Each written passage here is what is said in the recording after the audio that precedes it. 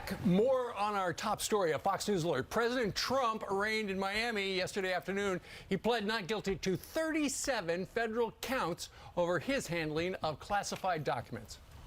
House Majority Leader Steve Scalise joins Fox and Friends first. Co-host Carly Shimkus live in Washington with his thoughts. Hey, both of you.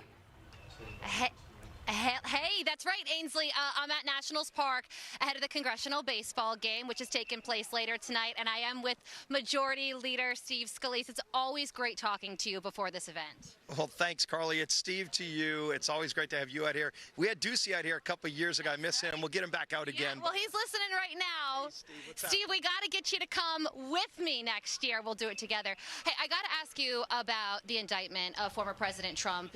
Yesterday, he pled not guilty to all 37 charges. How do you feel about this whole situation? I think when you look at this, the first question people ask when they see this constant over and over, Justice Department, FBI, DAs in New York, is justice being administered fairly? If his name was Donald Smith, would this be happening? And I think most people recognize no. There's a different level of treatment because a lot of people have just said they want to just target Donald Trump. Joe Biden, we've got so much coming out on the Biden family, millions of dollars going through shell corporations. Jamie Comer's committee has been exposing a lot of that. You don't hear anything out of those agencies.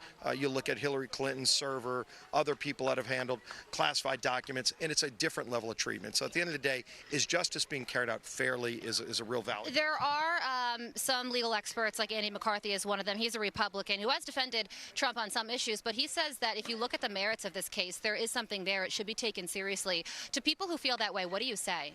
Well, and again, you can look at somebody like Dershowitz, who's not a Republican, but as pointed out, it's probably a different level of treatment, and that's the concern. Is everybody being treated fairly? That's what we want. Justice should be blind. On the other side, you mentioned President Biden, and you have Senator Chuck Grassley coming out and saying that the Burisma executive who allegedly paid then Vice President Joe Biden and Hunter Biden $5 million each has these 17 audio recordings, 2 of them with the President of the United States. If that's true, and these audio recordings exist, that could be pretty serious. And now you're saying yesterday that you're going to make sure that they are made public. How are you going to do that? Well, right now there's an investigation going on, and Jamie Comer's committee's gotten a lot of that. Senator Grassley, it's been amazing over the years. He has been a real defender of whistleblowers, whistleblower laws, protections, and so he's had people come to him, and we've now had people come to us exposing a lot of things that we found out to be true. The FBI originally, when Jamie Comer and Grassley saw this, it was in the document, and then they redacted it when the full membership saw it. So why are they not disclosing this to everybody? Well, on this very day, 6 years ago, your life changed forever when a gunman opened fire at the Congressional baseball practice. 6 years of perspective. What do you want us to take away from that moment?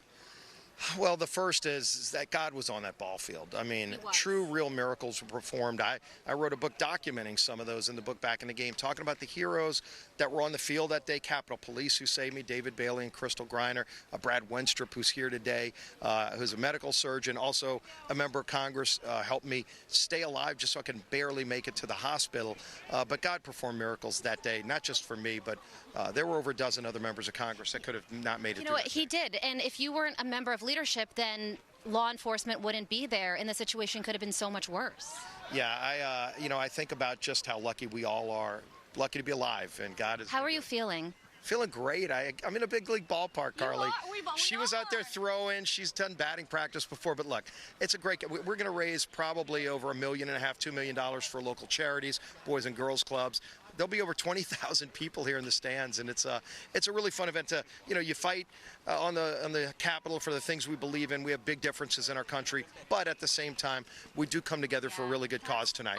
That's why I love this event. It's those rare moments of bipartisanship. There is. You were saying before, he was saying before that there is more bipartisanship on Capitol Hill than often makes the news, and it's good that it is on display today. Congressman, thank you so much for joining us. God bless. We love talking to you on this day. Absolutely. Carly, real quick question. Is Greg Steube, the congressman from Florida, who 2 years ago hit the home run, of course, a couple of months ago, he fell off a ladder, is he going to be able to play tonight?